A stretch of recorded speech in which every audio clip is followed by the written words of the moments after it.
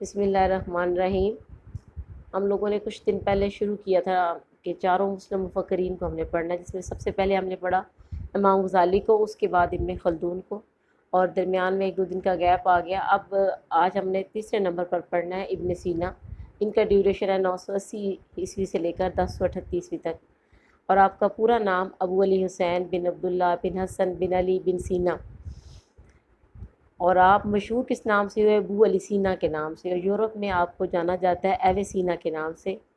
اور آپ 6 برس کی عمر میں اپنے والد کے ہمراہ بخارا پہنچے، اور ان دنوں میں بخارا کا سٹیٹس یہ تھا کہ وہ علوم و فنون کا اس وقت انٹرنیشنل لیول کا مرکز مانا جاتا تھا۔ آپ 10 سال کی عمر میں پورا قرآن پاک حفظ کر چکے تھے۔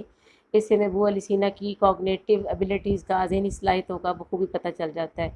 ابن سینا نے مطالعہ میں تصوف کو، طبیعیات، فلکیات، ریاضی، موسیقی، اور اس کے بعد مابعد الطبیعیات میں بھی انتہائی کمال کا درجہ حاصل کیا، اور آپ کے اس کمال کی وجہ سے آپ کے دور کے اساتذہ خود آپ سے مستفید ہوتے تھے۔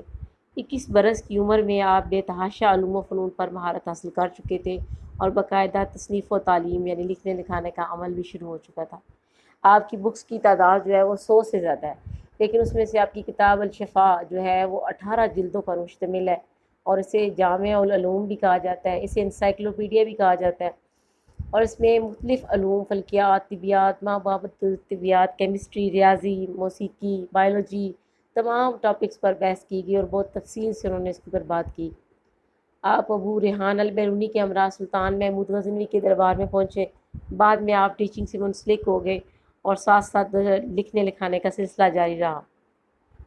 جب آپ اپنی عمر کے آخری دسے میں پہنچے اور آپ کچھ کمزور اور نحیف ہوئے، تو اس وقت آپ نے اپنا سارا مال و دولت اپنے ہاتھ سے خود اللہ کی راہ میں صدقہ کر دیا، اپنے تمام غلاموں کو آزاد کر دیا، اور صرف تلاوت کلام پاک کی طرف مشغول ہو گئے۔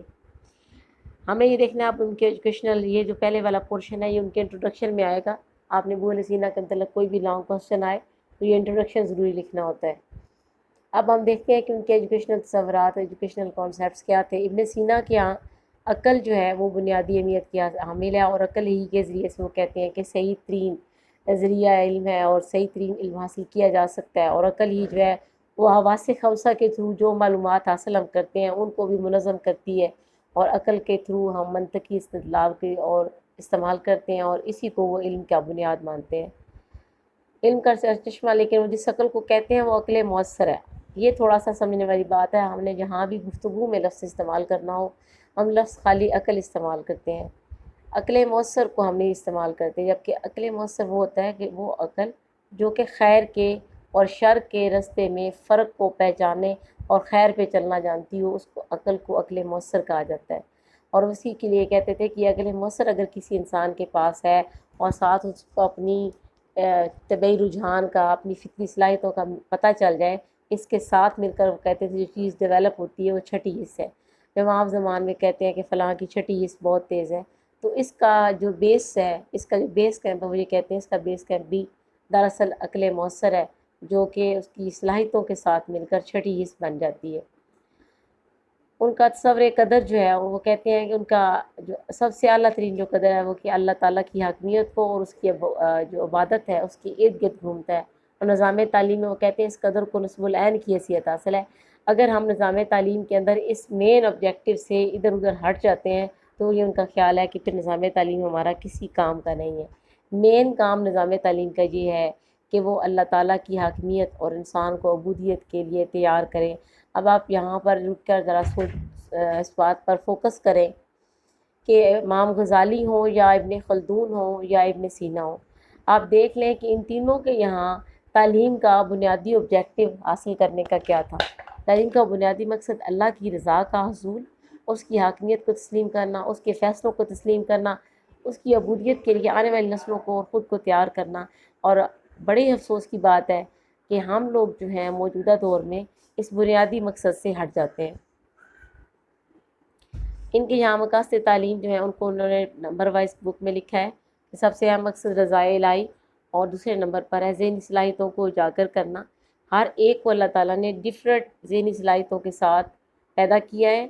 تعلیم کا کام ہے کہ ایک ایسا اچھا، ایک ایسا مثبت خوشگوار تجربہ اور ایسا خوشگوار عمل بن جائے کہ اس میں اس کی ذہنی صلاحیتیں کھل کر سامنے آئے، نہ صرف یہ کہ صرف لکھنا یا رٹا لگا کر کتاب والوں نے کتاب چھاپ دی، آپ نے اس کو ایز اٹ از اپنے دماغ میں چھاپ کے محفوظ کر لیا اور پھر اس کو ایز اٹ از کتاب کے اوپر لکھا، اور جس نے ایز اٹ از لکھا اس کو زیادہ نمبر مل گئے، وہ ذہین ترین قرار پایا۔ تو یہ ذہنی صلاحیتیں نہیں ہیں۔ ذہنی صلاحیتوں میں دلائل دینا، سوچنا، غور و فکر کرنا، خیر اور شر کی تمیز کرنا، بہت ساری چیزیں شامل ہو جاتی ہیں، اور ان سب کی گروتھ ہو، ان سب کی ڈیولپمنٹ ہو، اچھی تعلیم وہ ہے۔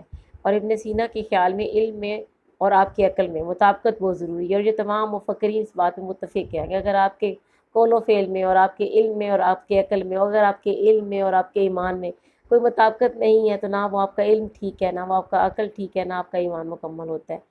اور وہ یہ کہتے ہیں کہ بہترین عمل کون سا ہوگا؟ وہ بہترین عمل وہ ہے جس کی بنیاد خلوص نیت پر ہو، اور وہ حدیث میرے خیال آپ تمام لوگوں کو پتہ ہوگی، تمام اسٹوڈنٹس کو پتہ ہوگی، انما الاعمال بالنیات، کہ اعمال کا دار و مدار نیت پر ہے، کیونکہ لوگ تو نیت کو نہیں جانچ رہے، لیکن خالق جو ہے، مالک جو ہے، وہ ہمارے ایک ایک رگ سے واقف ہے۔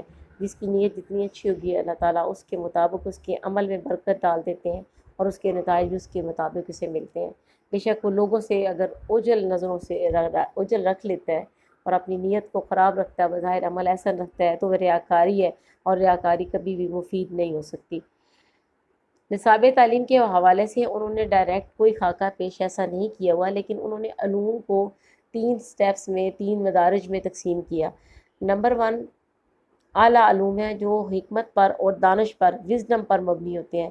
اس میں سب سے وہ پہلے کہتے ہیں فلاسفی، منطق، لاجک، اخلاقیات، جن کا مٹیریلسٹک دنیا سے اور مٹیریلسٹک چیزوں سے کوئی تعلق نہیں ہوتا۔ دوسرے نمبر وہ آتے ہیں دنیاوی علوم، جن کا مادے سے تعلق ہے، مٹیریل سے تعلق ہے، کیمسٹری ہے، فزکس ہے، میڈیسن ہے۔ اس کے بعد وسطی علوم ہے، وہ علوم اس میں آئیں گے جو بعض کریکٹرسٹکس، ان میں بعض خصوصیات، ان کے بعض پہلو تو مادے سے تعلق رکھیں گے، مگر بعض خصوصیات اور بعض پہلو جن کے ہیں مابعد الطبیات دنیا سے تعلق رکھیں گے، یعنی جہاں پہ مادے کا تعلق نہیں ہوتا، مثلا علم انسا، علم فلکیات، فن موسیقی یا میتھ وغیرہ۔ ٹیچنگ اسٹریٹجی جو ان کی ابن سینا کی ہے، اس کے متعلق ہمیں تفصیل سے کوئی چیز دستیاب نہیں ملتی، ان کی جو کانسیپٹس ہیں اس میں، لیکن سب سے زیادہ جو مضبوط حوالہ اس میں یہ ہے کہ وہ خود جو ہے وہ فلاسفی پڑھاتے رہے، اور خود وہ عملی مدرس تھے، اور میڈیکل کا اور فلسفے کا خود سلیبس پڑھاتے تھے۔ ان کی زندگی پر نظر ڈالیں تو ان کے خاص ٹائم ٹیبل نظر آتا ہے۔ ان نے اپنی رات کا ایک قصہ مطالعے کے لیے مسلسل فکس کر رکھا تھا، جس میں وہ اچھی طرح سے اپنی ان کی چیزوں کو، ان کتابوں کو، اس مواد کو پڑھتے جس کو انہوں نے اپنے اسٹوڈنٹس کو پڑھانا ہوتا تھا، اور اپنے اسٹوڈنٹس کو ہمیشہ بار بار ہدایت کرتے کہ ریاکاری سے بچو اور خلوص نیت سے کام لو۔ اسلامی عبادات جتنی بھی ہیں اور جتنے اسلامی شاعر ہیں، کلچر میں اقدار ہیں، ان کو اپناؤ، اور نماز کو، روزے کو اولویت دو، اپنی جسمانی صحت کا بھرپور خیال رکھو۔ اور ایک خاص بات وہ کہا کرتے تھے کہ لذتوں کا استعمال بلا ضرورت نہ کیا جائے۔ یہ بہت بڑی بات ہے، جملہ بہت چھوٹا ہے۔ لذت میں کوئی بھی چیز آ سکتی ہے آپ کی، جیسے ہم خواتین کی عادت ہے ایکسٹراڈنری فضول میں شاپنگ کرنا، یا کوئی خوش خوراک ہو زیادہ جس کو کھانے پینے کا شوق ہے، تو وہ بلا وجہ مختلف قسم کے کھانے ذائقوں کے لیے، لذتوں کے لیے بلا وجہ کسی بھی لذت کا استعمال نہ کیا جائے۔ اس سے وہ کہتے ہیں کہ نفس جو ہے تباہ ہو جاتا ہے، اور جو عقل ہے وہ مؤثر نہیں رہتی، اور سعادت ختم ہو جاتی ہے۔ عقل اور سعادت کے اصول کے لیے کہتے ہیں کہ دنیا سے بے نیازی ضروری ہے۔ جتنا تم دنیا کے ساتھ منسلک رہو گے، نیاز مند رہو گے، تو عقل مؤثر نہیں ملے گی، نہ سعادت ملے گی۔ استاد اور شاگرد کے حوالے سے ان کی ایک نصیحت ہے، وہ بہت ہی مشہور ہے، اس کی ایز اٹ از یہاں پہ ٹرانسلیشن بھی کی گئی ہے کہ تم کو سب سے پہلے اور سب سے آخر میں، یعنی اینڈ بھی اور سٹارٹ بھی تمہارا اللہ کا خیال ہونا چاہیے۔ اپنی آنکھوں میں اس کے دیدار کا سرما لگانا چاہیے، مطلب آپ کی آنکھوں کو اس کے دیدار کی خواہش ہونی چاہیے کہ میں جنت میں جاؤں تو میرا رب مجھ کو دیدار بخشے، میرے اعمال ایسے ہوں۔ اس کے بعد پاؤں جما کر کھڑا رہنا چاہیے، استقامت ہونی چاہیے۔ تم کو معلوم ہونا چاہیے کہ سب سے بہترین حرکت نماز، سب سے بہتر سکون روزہ، سب سے مفید مال صدقہ ہے، اور سب سے رائے گاں کوشش ریاکاری ہے، جس کے اینڈ پہ کچھ بھی نہیں ملتا۔ بحث و مباحثہ میں وہ کہتے ہیں مشغول رہنے سے دل کا زنگ دور نہیں ہوتا۔ بہترین عمل وہ ہے جو خلوص نیت سے کیا جائے، اور بہترین نیت کا کیسے پتہ چلے گا؟ بہترین نیت وہ ہے جو علم سے پیدا ہو۔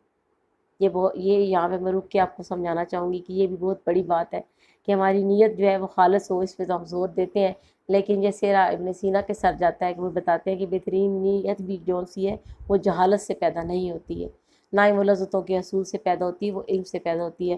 اور وہ کہتے ہیں کہ لذتوں کا استعمال صرف اس غرض سے کرنا چاہیے کہ طبیعت کی اصلاح ہو، یعنی آپ کسی لذت کا، کسی چیز کا، کسی نعمت کا فائدہ اٹھا رہے ہیں تو اس نقطہ نظر سے اٹھائیں، نیت یہ رکھیں کہ میں آپ کی شکر گزاری سے سیکھوں گا اور میری طبیعت کی اور میرے نفس کی اصلاح ہوگی اور میرا وجود قائم رہے گا، نسل انسانی کو بقا ملے گی۔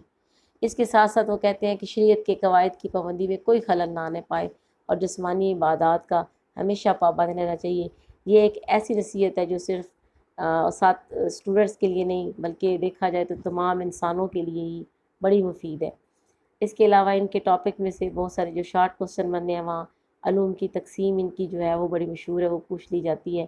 ان کے یہاں پہ ابن سینا کے یہاں مقاصد تعلیم جو ہے وہ اس میں سے سب سے زیادہ کس کو اہمیت حاصل ہے، اور ابن سینا کے یہاں پر علم جو ہے اس کے حصول کا منبع، اس کے حصول کا بہترین ذریعہ کیا ہے، اور اس کے ساتھ ہی ان کی کون سی کتاب مشہور ہے، اس کی جلدیں کتنی ہیں، اس کو جامع العلوم کیوں کہا جاتا ہے، اس کو انسائکلوپیڈیا کیوں کہا جاتا ہے۔ اور اس کے علاوہ ایک اور شارٹ کوسچن بڑا مشہور ہے کہ ابو علی سینا کے نام کے متعلق، جو کہ لمبا سا تفصیلی نام ہے، ابو علی حسین بن عبداللہ بن حسن بن علی بن سینا، اور پھر وہ کس کنیت سے، کس نام سے مشہور ہوئے۔ تو آج کا ٹاپک قدرے ان دونوں فلاسفر جو ابن خلدون اور امام غزالی کے مقابلے میں مختصر ہے، اور اس میں سے ایک جو کانسیپٹ ہے جو سمجھنے والا ہے، عمل کرنے والا ہے کہ عقل مؤثر جو ہے وہ ہونی چاہیے۔ اللہ تعالیٰ ہم سب کو عقل مؤثر ہی عطا کرے، اور اینڈ پہ میں یہی کہوں گی کہ ہم سب کچھ نصیحت پر جملے کی ہے، عمل کرنے کی توفیق دے۔ اسٹے ہوم، اسٹے سیف، اللہ حافظ۔ بسم اللہ الرحمن الرحیم۔ ہم لوگوں نے کچھ دن پہلے شروع کیا تھا کہ چاروں مسلم مفکرین کو ہم نے پڑھنا ہے، جس میں سب سے پہلے ہم نے پڑھا امام غزالی کو، اس کے بعد ابن خلدون کو، اور درمیان میں ایک دو دن کا گیپ آ گیا۔ اب آج ہم نے تیسرے نمبر پر پڑھنا ہے ابن سینا۔ ان کا ڈیوریشن ہے 980 عیسوی سے لے کر 1038 عیسوی تک، اور آپ کا پورا نام ابو علی حسین بن عبداللہ بن حسن بن علی بن سینا، اور آپ مشہور کس نام سے ہوئے؟ ابو علی سینا کے نام سے، اور یورپ میں آپ کو جانا جاتا ہے ایوے سینا کے نام سے۔ اور آپ 6 برس کی عمر میں اپنے والد کے ہمراہ بخارا پہنچے، اور ان دنوں میں بخارا کا سٹیٹس یہ تھا کہ وہ علوم و فنون کا اس وقت انٹرنیشنل لیول کا مرکز مانا جاتا تھا۔ آپ 10 سال کی عمر میں پورا قرآن پاک حفظ کر چکے تھے۔ اس سے ابو علی سینا کی کوگنیٹیو ایبیلٹیز کا، ذہنی صلاحیتوں کا بخوبی پتہ چل جاتا ہے۔ ابن سینا نے مطالعہ میں تصوف کو، طبیعیات، فلکیات، ریاضی، موسیقی، اور اس کے بعد مابعد الطبیعیات میں بھی انتہائی کمال کا درجہ حاصل کیا، اور آپ کے اس کمال کی وجہ سے آپ کے دور کے اساتذہ خود آپ سے مستفید ہوتے تھے۔ 21 برس کی عمر میں آپ بے تحاشا علوم و فنون پر مہارت حاصل کر چکے تھے، اور باقاعدہ تصنیف و تعلیم یعنی لکھنے لکھانے کا عمل بھی شروع ہو چکا تھا۔ آپ کی بکس کی تعداد جو ہے وہ 100 سے زیادہ ہے، لیکن اس میں سے آپ کی کتاب الشفا جو ہے وہ 18 جلدوں پر مشتمل ہے، اور اسے جامع العلوم بھی کہا جاتا ہے، اسے انسائکلوپیڈیا بھی کہا جاتا ہے، اور اس میں مختلف علوم، فلکیات، طبیعیات، مابعد طبیعیات، کیمسٹری، ریاضی، موسیقی، بائیولوجی، تمام ٹاپکس پر بحث کی گئی، اور بہت تفصیل سے انہوں نے اس کے اوپر بات کی۔ آپ ابو ریحان البیرونی کے ہمراہ سلطان محمود غزنوی کے دربار میں پہنچے۔ بعد میں آپ ٹیچنگ سے منسلک ہو گئے، اور ساتھ ساتھ لکھنے لکھانے کا سلسلہ جاری رہا۔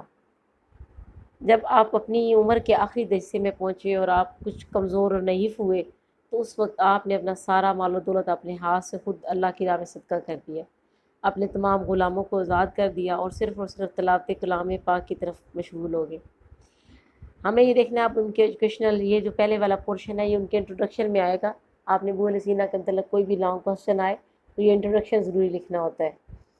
اب ہم دیکھتے ہیں کہ ان کے ایجوکیشنل تصورات، ایجوکیشنل کانسیپٹس کیا تھے۔ ابن سینا کے یہاں عقل جو ہے وہ بنیادی اہمیت کی حامل ہے، اور عقل ہی کے ذریعے سے وہ کہتے ہیں کہ صحیح ترین ذریعہ علم ہے، اور صحیح ترین علم حاصل کیا جا سکتا ہے، اور عقل ہی جو ہے وہ حواس خمسہ کے تھرو جو معلومات حاصل ہم کرتے ہیں ان کو بھی منظم کرتی ہے، اور عقل کے تھرو ہم منطقی استدلال کے اور استعمال کرتے ہیں، اور اسی کو وہ علم کا بنیاد مانتے ہیں۔ علم کا چشمہ، لیکن وہ جس عقل کو کہتے ہیں وہ عقل مؤثر ہے۔ یہ تھوڑا سا سمجھنے والی بات ہے۔ ہم نے جہاں بھی گفتگو میں لفظ استعمال کرنا ہو ہم لفظ خالی عقل استعمال کرتے ہیں، عقل مؤثر کو ہم نہیں استعمال کرتے، جبکہ عقل مؤثر وہ ہوتا ہے کہ وہ عقل جو کہ خیر کے اور شر کے راستے میں فرق کو پہچانے اور خیر پہ چلنا جانتی ہو، اس کو عقل کو عقل مؤثر کہا جاتا ہے۔ اور اسی کے لیے کہتے تھے کہ عقل مؤثر اگر کسی انسان کے پاس ہے، اور ساتھ اس کو اپنی طبعی رجحان کا، اپنی فطری صلاحیتوں کا پتہ چل جائے، اس کے ساتھ مل کر وہ کہتے تھے جو چیز ڈیولپ ہوتی ہے وہ چھٹی حص ہے. جب عام زبان میں کہتے ہیں کہ فلاں کی چھٹی حص بہت تیز ہے، تو اس کا جو بیس ہے، اس کا جو بیس کیمپ ہے، وہ یہ کہتے ہیں اس کا بیس کیمپ بھی دراصل عقل مؤثر ہے، جو کہ اس کی صلاحیتوں کے ساتھ مل کر چھٹی حص بن جاتی ہے. ان کا تصور قدر جو ہے وہ کہتے ہیں کہ ان کا جو سب سے اعلیٰ ترین جو قدر ہے وہ کہ اللہ تعالیٰ کی حاکمیت کو اور اس کی جو عبادت ہے اس کی ارد گرد گھومتا ہے. اور نظام تعلیم میں وہ کہتے ہیں اس قدر کو نصب العین کی حیثیت حاصل ہے. اگر ہم نظام تعلیم کے اندر اس مین آبجیکٹیو سے ادھر ادھر ہٹ جاتے ہیں تو یہ ان کا خیال ہے کہ پھر نظام تعلیم ہمارا کسی کام کا نہیں ہے. مین کام نظام تعلیم کا یہ ہے کہ وہ اللہ تعالیٰ کی حاکمیت اور انسان کو عبودیت کے لیے تیار کریں. اب آپ یہاں پر رک کر ذرا اس بات پر فوکس کریں کہ امام غزالی ہوں یا ابن خلدون ہوں یا ابن سینا ہوں، آپ دیکھ لیں کہ ان تینوں کے یہاں تعلیم کا بنیادی آبجیکٹیو حاصل کرنے کا کیا تھا. تعلیم کا بنیادی مقصد اللہ کی رضا کا حصول، اس کی حاکمیت کو تسلیم کرنا، اس کے فیصلوں کو تسلیم کرنا، اس کی عبودیت کے لیے آنے والی نسلوں کو اور خود کو تیار کرنا. اور بڑے افسوس کی بات ہے کہ ہم لوگ جو ہیں موجودہ دور میں اس بنیادی مقصد سے ہٹ جاتے ہیں. ان کے یہاں مقاصد تعلیم جو ہے ان کو انہوں نے نمبر وائز بک میں لکھا ہے. سب سے اہم مقصد رضائے الہی، اور دوسرے نمبر پر ہے ذہنی صلاحیتوں کو اجاگر کرنا. ہر ایک کو اللہ تعالیٰ نے ڈفرینٹ ذہنی صلاحیتوں کے ساتھ پیدا کیا ہے. تعلیم کا کام ہے کہ ایک ایسا اچھا، ایک ایسا مثبت خوشگوار تجربہ اور ایسا خوشگوار عمل بن جائے کہ اس میں اس کی ذہنی صلاحیتیں کھل کر سامنے آئیں. نہ صرف یہ کہ صرف لکھنا یا رٹا لگا کر کتاب والوں نے کتاب چھاپ دی، آپ نے اس کو ایز اٹ از اپنے دماغ میں چھاپ کے محفوظ کر لیا اور پھر اس کو ایز اٹ از کتاب کے اوپر لکھا، اور جس نے ایز اٹ از لکھا اس کو زیادہ نمبر مل گئے، وہ ذہین ترین قرار پایا. تو یہ ذہنی صلاحیتیں نہیں ہیں. ذہنی صلاحیتوں میں دلائل دینا، سوچنا، غور و فکر کرنا، خیر اور شر کی تمیز کرنا، بہت ساری چیزیں شامل ہو جاتی ہیں. اور ان سب کی گروتھ ہو، ان سب کی ڈیولپمنٹ ہو، اچھی تعلیم وہ ہے. اور ابن سینا کے خیال میں علم میں اور آپ کی عقل میں مطابقت بہت ضروری ہے. اور یہ تمام مفکرین اس بات میں متفق ہیں کہ اگر آپ کے قول و فعل میں اور آپ کے علم میں اور آپ کے عقل میں، اور اگر آپ کے علم میں اور آپ کے ایمان میں کوئی مطابقت نہیں ہے تو نہ وہ آپ کا علم ٹھیک ہے، نہ وہ آپ کا عقل ٹھیک ہے، نہ آپ کا ایمان مکمل ہوتا ہے. اور وہ یہ کہتے ہیں کہ بہترین عمل کون سا ہوگا؟ بہترین عمل وہ ہے جس کی بنیاد خلوص نیت پر ہو. اور وہ حدیث میرے خیال آپ تمام لوگوں کو پتہ ہوگی، تمام اسٹوڈنٹس کو پتہ ہوگی، انما الاعمال بالنیات، کہ اعمال کا دار و مدار نیت پر ہے. کیونکہ لوگ تو نیت کو نہیں جانچ رہے، لیکن خالق جو ہے، مالک جو ہے، وہ ہمارے ایک ایک رگ سے واقف ہے. جس کی نیت جتنی اچھی ہوگی اللہ تعالیٰ اس کے مطابق اس کے عمل میں برکت ڈال دیتے ہیں اور اس کے نتائج بھی اس کے مطابق اسے ملتے ہیں. بے شک وہ لوگوں سے اگر اوجھل نظروں سے اوجھل رکھ لیتا ہے اور اپنی نیت کو خراب رکھتا ہے، بظاہر عمل ایسا رکھتا ہے، تو وہ ریاکاری ہے، اور ریاکاری کبھی بھی مفید نہیں ہو سکتی. نصاب تعلیم کے حوالے سے انہوں نے ڈائریکٹ کوئی خاکہ پیش ایسا نہیں کیا ہوا، لیکن انہوں نے علوم کو 3 سٹیپس میں، 3 مدارج میں تقسیم کیا. نمبر 1 اعلیٰ علوم ہیں جو حکمت پر اور دانش پر، وزڈم پر مبنی ہوتے ہیں. اس میں سب سے پہلے کہتے ہیں فلسفی، منطق، لاجک، اخلاقیات، جن کا مٹیریلسٹک دنیا سے اور مٹیریلسٹک چیزوں سے کوئی تعلق نہیں ہوتا. دوسرے نمبر وہ آتے ہیں دنیاوی علوم، جن کا مادے سے تعلق ہے، مٹیریل سے تعلق ہے، کیمسٹری ہے، فزکس ہے، میڈیسن ہے. اس کے بعد وسطی علوم ہے، وہ علوم اس میں آئیں گے جو بعض کریکٹرسٹکس ان میں، بعض خصوصیات، ان کے بعض پہلو تو مادے سے تعلق رکھیں گے، مگر بعض خصوصیات اور بعض پہلو جن کے ہیں مابعد الطبیات دنیا سے تعلق رکھیں گے، یعنی جہاں پہ مادے کا تعلق نہیں ہوتا، مثلا علم انسا، علم فلکیات، فن موسیقی یا میتھ وغیرہ. ٹیچنگ اسٹریٹجی جو ان کی ابن سینا کی ہے، اس کے متعلق ہمیں تفصیل سے کوئی چیز دستیاب نہیں ملتی ان کی جو کانسیپٹس ہیں اس میں، لیکن سب سے زیادہ جو مضبوط حوالہ اس میں یہ ہے کہ وہ خود جو ہے وہ فلسفی پڑھاتے رہے اور خود وہ عملی مدرس تھے اور میڈیکل کا اور فلسفے کا خود سلیبس پڑھاتے تھے. ان کی زندگی پر نظر ڈالیں تو ان کے خاص ٹائم ٹیبل نظر آتا ہے. ان نے اپنے رات کا ایک قصہ مطالعے کے لیے مسلسل فکس کر رکھا تھا، جس میں وہ اچھی طرح سے اپنی ان کی چیزوں کو، ان کتابوں کو، اس مواد کو پڑھتے جس کو انہوں نے اپنے اسٹوڈنٹس کو پڑھانا ہوتا تھا. اور اپنے اسٹوڈنٹس کو ہمیشہ بار بار ہدایت کرتے کہ ریاکاری سے بچو اور خلوص نیت سے کام لو. اسلامی عبادات جتنی بھی ہیں اور جتنے اسلامی شاعر ہیں، کلچر میں اقدار ہیں، ان کو اپناؤ اور نماز کو، روزے کو اولیت دو. اپنی جسمانی صحت کا بھرپور خیال رکھو. اور ایک خاص بات وہ کہا کرتے تھے کہ لذتوں کا استعمال بلا ضرورت نہ کیا جائے. یہ بہت بڑی بات ہے، جملہ بہت چھوٹا ہے. لذت میں کوئی بھی چیز آ سکتی ہے آپ کی ہوا، جیسے ہم خواتین کی عادت ہے ایکسٹراڈنری فضول میں شاپنگ کرنا، یا کوئی خوش خوراک ہو زیادہ جس کو کھانے پینے کا شوق ہے تو وہ بلا وجہ مختلف قسم کے کھانے ذائقوں کے لیے، لذتوں کے لیے بلا وجہ کسی بھی لذت کا استعمال نہ کیا جائے۔ اس سے وہ کہتے ہیں کہ نفس جو ہے تباہ ہو جاتا ہے، اور جو عقل ہے وہ مؤثر نہیں رہتی اور سعادت ختم ہو جاتی ہے۔ عقل اور سعادت کے اصول کے لیے کہتے ہیں کہ دنیا سے بے نیازی ضروری ہے۔ جتنا تم دنیا کے ساتھ منسلک رہو گے، نیاز مند رہو گے، تو عقل مؤثر نہیں ملے گی، نہ سعادت ملے گی۔ استاد اور شاگرد کے حوالے سے ان کی ایک نصیحت ہے، وہ بہت ہی مشہور ہے، اس کی ایز اٹ از یہاں پہ ٹرانسلیشن بھی کی گئی ہے کہ تم کو سب سے پہلے اور سب سے آخر میں، یعنی اینڈ بھی اور سٹارٹ بھی تمہارا اللہ کا خیال ہونا چاہیے۔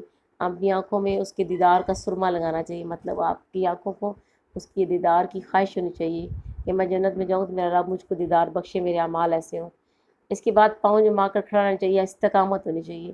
تم کو معلوم ہونا چاہیے کہ سب سے بہترین حرکت نماز، سب سے بہتر سکون روزہ، سب سے مفید مال صدقہ ہے، اور سب سے رائے گاں کوشش ریاکاری ہے، جس کے اینڈ پہ کچھ بھی نہیں ملتا۔ بحث و مباحثہ میں وہ کہتے ہیں مشغول رہنے سے دل کا زنگ دور نہیں ہوتا۔ بہترین عمل وہ ہے جو خلوص نیت سے کیا جائے، اور بہترین نیت کا کیسے پتہ چلے گا؟ بہترین نیت وہ ہے جو علم سے پیدا ہو۔ یہ یہاں پہ میں رک کے آپ کو سمجھانا چاہوں گی کہ یہ بھی بہت بڑی بات ہے کہ ہماری نیت جو ہے وہ خالص ہو، اس پہ تو ہم زور دیتے ہیں، لیکن جیسے ابن سینا کے سر جاتا ہے کہ وہ بتاتے ہیں کہ بہترین نیت بھی جو سی ہے وہ جہالت سے پیدا نہیں ہوتی ہے، نہ ہی وہ لذتوں کے حصول سے پیدا ہوتی ہے، وہ علم سے پیدا ہوتی ہے۔ اور وہ کہتے ہیں کہ لذتوں کا استعمال صرف اس غرض سے کرنا چاہیے کہ طبیعت کی اصلاح ہو، یعنی آپ کسی لذت کا، کسی چیز کا، کسی نعمت کا فائدہ اٹھا رہے ہیں تو اس نقطہ نظر سے اٹھائیں، نیت یہ رکھیں کہ میں آپ کی شکر گزاری سے سیکھوں گا، اور میری طبیعت کی اور میرے نفس کی اصلاح ہوگی، اور میرا وجود قائم رہے گا، نسل انسانی کو بقا ملے گی۔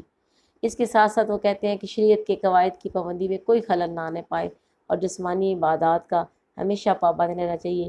یہ ایک ایسی نصیحت ہے جو صرف ساتھ اسٹوڈنٹس کے لیے نہیں بلکہ دیکھا جائے تو تمام انسانوں کے لیے ہی بڑی مفید ہے۔ اس کے علاوہ ان کے ٹاپک میں سے بہت سارے جو شارٹ کوسچن بننے ہیں، وہاں علوم کی تقسیم ان کی جو ہے وہ بڑی مشہور ہے، وہ پوچھ لی جاتی ہے۔ ان کے یہاں پہ ابن سینا کے یہاں مقاصد تعلیم جو ہے وہ اس میں سے سب سے زیادہ کس کو اہمیت حاصل ہے، اور ابن سینا کے یہاں پر علم جو ہے اس کے حصول کا منبع، اس کے حصول کا بہترین ذریعہ کیا ہے، اور اس کے ساتھ ہی ان کی کون سی کتاب مشہور ہے، اس کی جلدیں کتنی ہیں، اس کو جامع العلوم کیوں کہا جاتا ہے، اس کو انسائکلوپیڈیا کیوں کہا جاتا ہے۔ اور اس کے علاوہ ایک اور شارٹ کوسچن بڑا مشہور ہے کہ ابو علی سینا کے نام کے متعلق، جو کہ لمبا سا تفصیلی نام ہے، ابو علی حسین بن عبداللہ بن حسن بن علی بن سینا، اور پھر وہ کس کنیت سے، کس نام سے مشہور ہوئے۔ تو آج کا ٹاپک قدرے ان دونوں فلاسفر جو ابن خلدون اور امام غزالی کے مقابلے میں مختصر ہے، اور اس میں سے ایک جو کانسیپٹ ہے جو سمجھنے والا ہے، عمل کرنے والا ہے، کہ عقل مؤثر جو ہے وہ ہونی چاہیے۔ اللہ تعالیٰ ہم سب کو عقل مؤثر ہی عطا کرے، اور اینڈ پہ میں یہی کہوں گی کہ ہم سب کچھ نصیحت پر جمنے کی ہے، عمل کرنے کی توفیق دے۔ اسٹے ہوم، اسٹے سیف، اللہ حافظ۔ بسم اللہ الرحمن الرحیم۔ ہم لوگوں نے کچھ دن پہلے شروع کیا تھا کہ چاروں مسلم مفکرین کو ہم نے پڑھنا ہے، جس میں سب سے پہلے ہم نے پڑھا امام غزالی کو، اس کے بعد ابن خلدون کو، اور درمیان میں ایک دو دن کا گیپ آ گیا۔ اب آج ہم نے تیسرے نمبر پر پڑھنا ہے ابن سینا۔ ان کا ڈیوریشن ہے 980 عیسوی سے لے کر 1038 عیسوی تک، اور آپ کا پورا نام ابو علی حسین بن عبداللہ بن حسن بن علی بن سینا، اور آپ مشہور کس نام سے ہوئے؟ ابو علی سینا کے نام سے، اور یورپ میں آپ کو جانا جاتا ہے ایوے سینا کے نام سے۔ اور آپ 6 برس کی عمر میں اپنے والد کے ہمراہ بخارا پہنچے، اور ان دنوں میں بخارا کا سٹیٹس یہ تھا کہ وہ علوم و فنون کا اس وقت انٹرنیشنل لیول کا مرکز مانا جاتا تھا۔ آپ 10 سال کی عمر میں پورا قرآن پاک حفظ کر چکے تھے۔ اس سے ابو علی سینا کی کوگنیٹیو ایبیلٹیز کا، ذہنی صلاحیتوں کا بخوبی پتہ چل جاتا ہے۔ ابن سینا نے مطالعہ میں تصوف کو، طبیعیات، فلکیات، ریاضی، موسیقی، اور اس کے بعد مابعد الطبیعیات میں بھی انتہائی کمال کا درجہ حاصل کیا، اور آپ کے اس کمال کی وجہ سے آپ کے دور کے اساتذہ خود آپ سے مستفید ہوتے تھے۔ 21 برس کی عمر میں آپ بے تحاشا علوم و فنون پر مہارت حاصل کر چکے تھے، اور باقاعدہ تصنیف و تعلیم یعنی لکھنے لکھانے کا عمل بھی شروع ہو چکا تھا۔ آپ کی بکس کی تعداد جو ہے وہ 100 سے زیادہ ہے، لیکن اس میں سے آپ کی کتاب الشفا جو ہے وہ 18 جلدوں پر مشتمل ہے، اور اسے جامع العلوم بھی کہا جاتا ہے، اسے انسائکلوپیڈیا بھی کہا جاتا ہے، اور اس میں مختلف علوم، فلکیات، طبیعیات، مابعد الطبیعیات، کیمسٹری، ریاضی، موسیقی، بائیولوجی، تمام ٹاپکس پر بحث کی گئی اور بہت تفصیل سے انہوں نے اس کے اوپر بات کی۔ آپ ابو ریحان البیرونی کے ہمراہ سلطان محمود غزنوی کے دربار میں پہنچے۔ بعد میں آپ ٹیچنگ سے منسلک ہو گئے اور ساتھ ساتھ لکھنے لکھانے کا سلسلہ جاری رہا۔ جب آپ اپنی عمر کے آخری حصے میں پہنچے اور آپ کچھ کمزور اور نحیف ہوئے تو اس وقت آپ نے اپنا سارا مال و دولت اپنے ہاتھ سے خود اللہ کی راہ میں صدقہ کر دیا، اپنے تمام غلاموں کو آزاد کر دیا اور صرف تلاوت کلام پاک کی طرف مشغول ہو گئے۔ ہمیں یہ دیکھنا ہے اب ان کے ایجوکیشنل، یہ جو پہلے والا پورشن ہے یہ ان کے انٹروڈکشن میں آئے گا۔ آپ نے ابو علیہ سینا کے متعلق کوئی بھی لانگ کوسچن آئے تو یہ انٹروڈکشن ضروری لکھنا ہوتا ہے۔ اب ہم دیکھتے ہیں کہ ان کے ایجوکیشنل تصورات، ایجوکیشنل کانسیپٹس کیا تھے۔ ابن سینا کے یہاں عقل جو ہے وہ بنیادی اہمیت کی حامل ہے، اور عقل ہی کے ذریعے سے وہ کہتے ہیں کہ صحیح ترین ذریعہ علم ہے اور صحیح ترین علم حاصل کیا جا سکتا ہے، اور عقل ہی جو ہے وہ حواس خمسہ کے تھرو جو معلومات حاصل ہم کرتے ہیں ان کو بھی منظم کرتی ہے، اور عقل کے تھرو ہم منطقی استدلال کے اور استعمال کرتے ہیں، اور اسی کو وہ علم کا بنیاد مانتے ہیں۔ علم کا چشمہ، لیکن وہ جس عقل کو کہتے ہیں وہ عقل مؤثر ہے۔ یہ تھوڑا سا سمجھنے والی بات ہے، ہم نے جہاں بھی گفتگو میں لفظ استعمال کرنا ہو ہم لفظ خالی عقل استعمال کرتے ہیں، عقل مؤثر کو ہم نہیں استعمال کرتے، جبکہ عقل مؤثر وہ ہوتا ہے کہ وہ عقل جو کہ خیر کے اور شر کے راستے میں فرق کو پہچانے اور خیر پہ چلنا جانتی ہو، اس کو عقل مؤثر کہا جاتا ہے۔ اور اسی کے لیے کہتے تھے کہ عقل مؤثر اگر کسی انسان کے پاس ہے اور ساتھ اس کو اپنی طبعی رجحان کا، اپنی فطری صلاحیتوں کا پتہ چل جائے، اس کے ساتھ مل کر وہ کہتے تھے جو چیز ڈیولپ ہوتی ہے وہ چھٹی حص ہے۔ جب آپ زمان میں کہتے ہیں کہ فلاں کی چھٹی حص بہت تیز ہے، تو اس کا جو بیس ہے، اس کا جو بیس کیمپ ہے وہ یہ کہتے ہیں اس کا بیس کیمپ بھی دراصل عقل مؤثر ہے، جو کہ اس کی صلاحیتوں کے ساتھ مل کر چھٹی حص بن جاتی ہے۔ ان کا تصور قدر جو ہے وہ کہتے ہیں کہ ان کا جو سب سے اعلیٰ ترین جو قدر ہے وہ کہ اللہ تعالیٰ کی حاکمیت کو اور اس کی جو عبادت ہے اس کی ارد گرد گھومتا ہے، اور نظام تعلیم میں وہ کہتے ہیں اس قدر کو نصب العین کی حیثیت حاصل ہے۔ اگر ہم نظام تعلیم کے اندر اس مین آبجیکٹیو سے ادھر ادھر ہٹ جاتے ہیں تو یہ ان کا خیال ہے کہ پھر نظام تعلیم ہمارا کسی کام کا نہیں ہے۔ مین کام نظام تعلیم کا یہ ہے کہ وہ اللہ تعالیٰ کی حاکمیت اور انسان کو عبودیت کے لیے تیار کریں۔ اب آپ یہاں پر رک کر ذرا اس بات پر فوکس کریں کہ امام غزالی ہوں یا ابن خلدون ہوں یا ابن سینا ہوں، آپ دیکھ لیں کہ ان تینوں کے یہاں تعلیم کا بنیادی آبجیکٹیو حاصل کرنے کا کیا تھا۔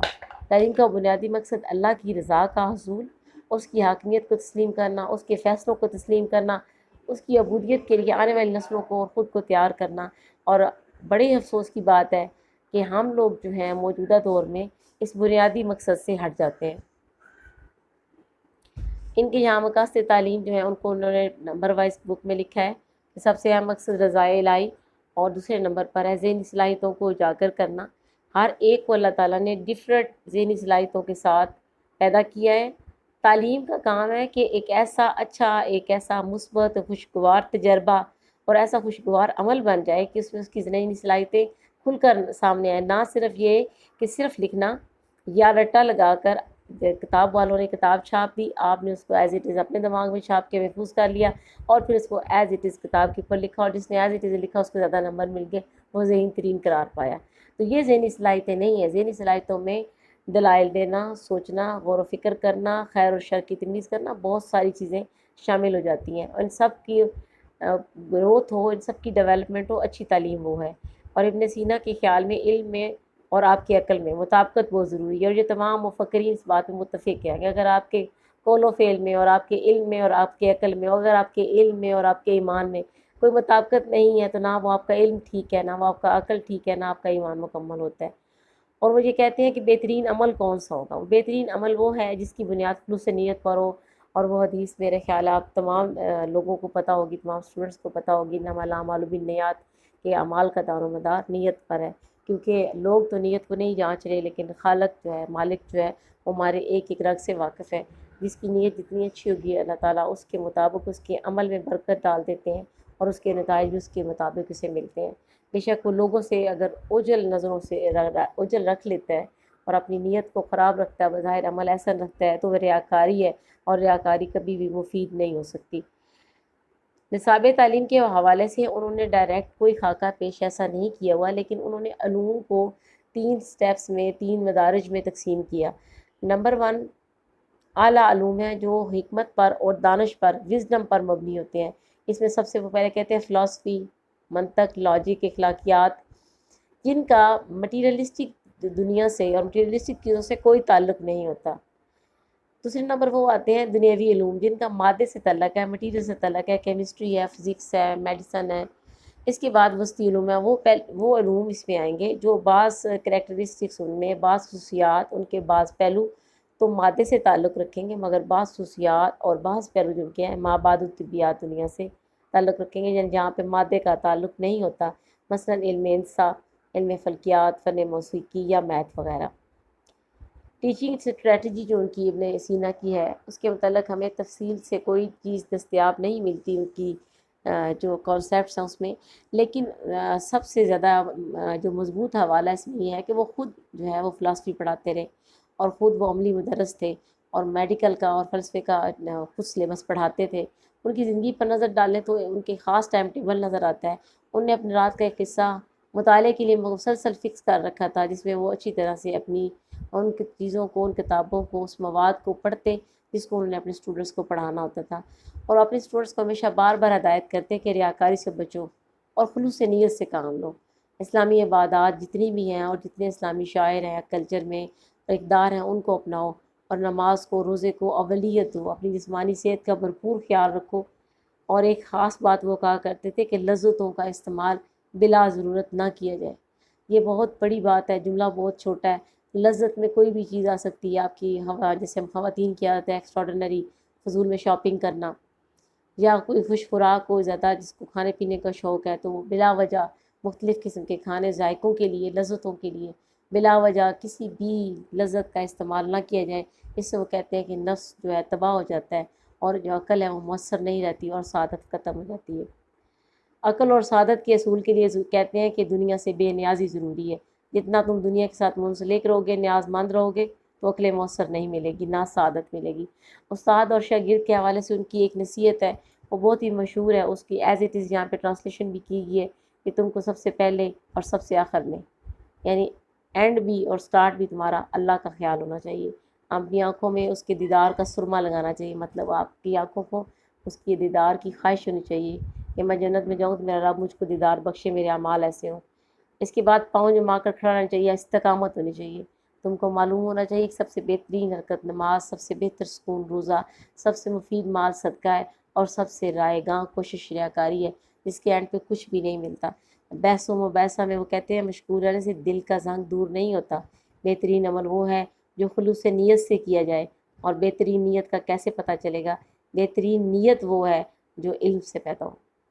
یہ یہاں پہ میں رک کے آپ کو سمجھانا چاہوں گی کہ یہ بھی بہت بڑی بات ہے کہ ہماری نیت جو ہے وہ خالص ہو، اس پہ تو ہم زور دیتے ہیں، لیکن جیسے ابن سینا کے ساتھ جاتا ہے کہ وہ بتاتے ہیں کہ بہترین نیت بھی جو سی ہے وہ جہالت سے پیدا نہیں ہوتی ہے، نہ ہی وہ لذتوں کے حصول سے پیدا ہوتی ہے، وہ علم سے پیدا ہوتی ہے۔ اور وہ کہتے ہیں کہ لذتوں کا استعمال صرف اس غرض سے کرنا چاہیے کہ طبیعت کی اصلاح ہو، یعنی آپ کسی لذت کا، کسی چیز کا، کسی نعمت کا فائدہ اٹھا رہے ہیں تو اس نقطہ نظر سے اٹھائیں، نیت یہ رکھیں کہ میں آپ کی شکر گزاری سے سیکھوں گا، اور میری طبیعت کی اور میرے نفس کی اصلاح ہوگی، اور میرا وجود قائم رہے گا، نسل انسانی کو بقا ملے گی۔ اس کے ساتھ ساتھ وہ کہتے ہیں کہ شریعت کے قواعد کی پابندی میں کوئی خلل نہ آنے پائے، اور جسمانی عبادات کا ہمیشہ پابند رہنا چاہیے۔ یہ ایک ایسی نصیحت ہے جو صرف ساتھ اسٹوڈنٹس کے لیے نہیں، بلکہ دیکھا جائے تو تمام انسانوں کے لیے ہی بڑی مفید ہے۔ اس کے علاوہ ان کے ٹاپک میں سے بہت سارے جو شارٹ کوسچن بننے ہیں، وہاں علوم کی تقسیم ان کی جو ہے وہ بڑی مشہور ہے، وہ پوچھ لی جاتی ہے۔